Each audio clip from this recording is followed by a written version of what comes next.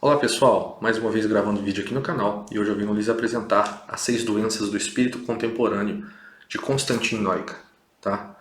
Da editora, se não me falha a memória, editora Record, tá? Bom, mas antes de falar dessa obra, eu gostaria de pedir, se inscreva no canal, ative as notificações, compartilhe esse vídeo com quem tiver interesse nesse tipo de assunto e na descrição do vídeo também eu vou deixar o link para quem tiver interesse em adquirir essa obra. Essa eu recomendo, comprem, tá? Primeiro porque ela é extremamente interessante, segundo porque está se tornando um livro raro e a profundidade dos temas tratados aqui são extremamente relevantes e podem nos ajudar a nos nortear na realidade, tá? Falando um pouquinho desse autor, ele é um filósofo romeno, tá?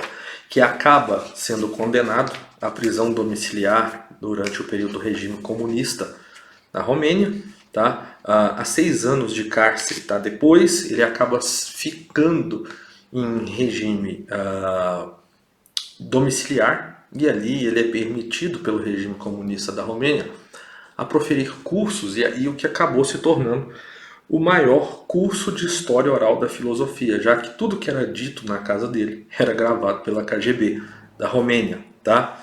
Então, dada toda essa fiscalização, enfim, acabou se colhendo esse material. Que eu saiba, a única obra dele que tem traduzida para a língua portuguesa é essa obra, Seis Doenças do Espírito Contemporâneo, que se tornou relevante por influência tanto do professor Olavo de Carvalho quanto do professor José Munir Nasser, tá? Inclusive, vocês ainda encontram no YouTube ou no Spotify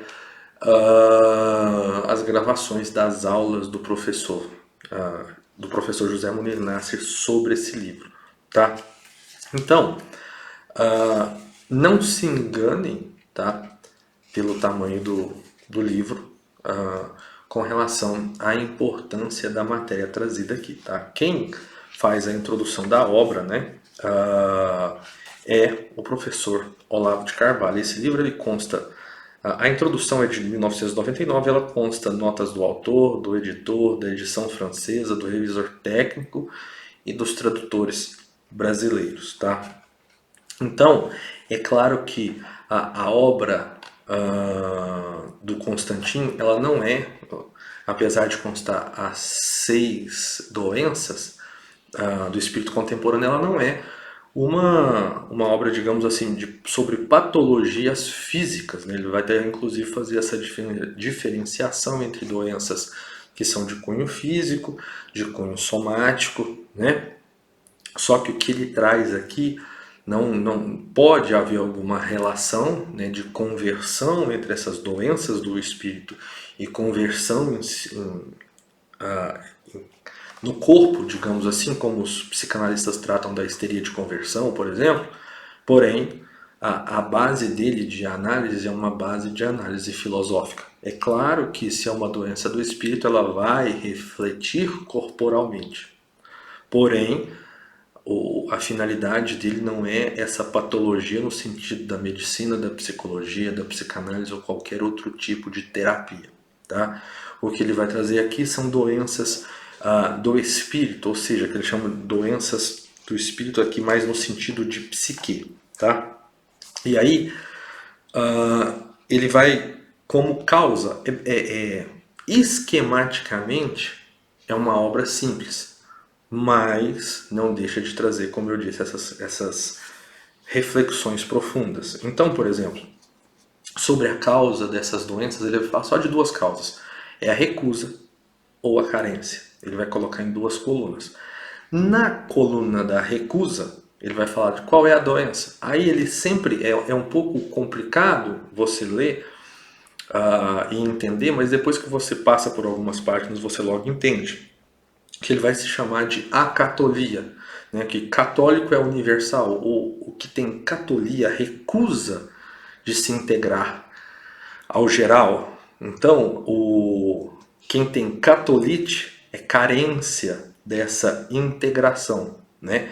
Então, a atodecia, aí ele vai chamar de o contrário, é o todetite, né? E essas estão relacionadas à individualidade, Tá? Então, qual estão na generalidade? A acatolia e a catolite. A acatolia é aquela que se nega à integração, aquela que dá, é como a psicologia, a psicanálise vai chamar de sujeito narcisista, que ele só pensa nele jamais se integrar a todos, ao todo. E aquele que tem catolite é a carência de integração, tá? O outro é a recusa de integração. Naquilo que está relacionado à individualidade, ele coloca como atodecia e atodetite. E quem tem problemas com relação às determinações, ou seja, é aquela pessoa que tem um excesso de determinações, ele vai usar como exemplo o Don Quixote, que ele é inoportuno, né? Ele é voluntarioso, que tem a oretite, tá?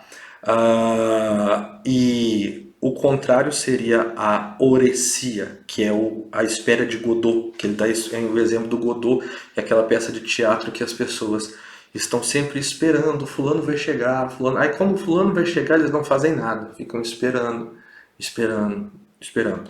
Então, o interessante é que assim, no decorrer da leitura do livro, nós vamos perceber que às vezes durante a vida nós tivemos uma ou mais dessas doenças, né?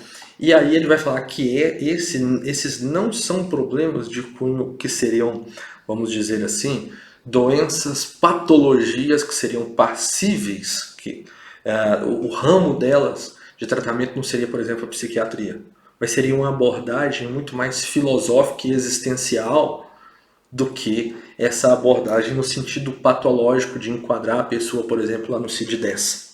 Né? Então, logo no início da obra, ele já traz o quadrinho que resume isso tudo. Tá vendo?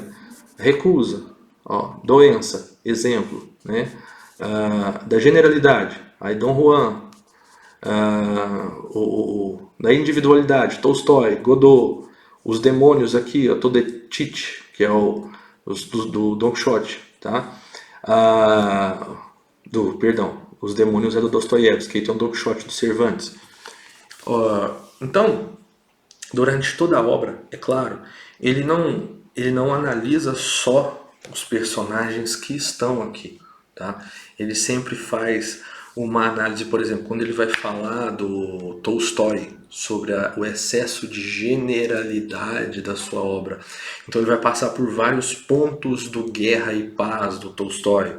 Ou Godot, A Espera de Godot, ele vai trazer uma série de citações sobre a obra, mesma coisa com relação ao Don Quixote. Então o legal é que ele fala sobre quais são essas doenças que ele considera doenças do espírito e quais são as doenças que ele considera, ele faz essa separação logo no início. Então, para ele, essas doenças todas aqui que eu disse que ele divide em duas colunas, uma de carência e outra de recusa, são doenças que estão no espírito. E aí ele cita também uma série de reis e de outras personalidades históricas, que depois que ele faz a descrição, ele usa uma imagem para que a gente possa fazer essa associação, né?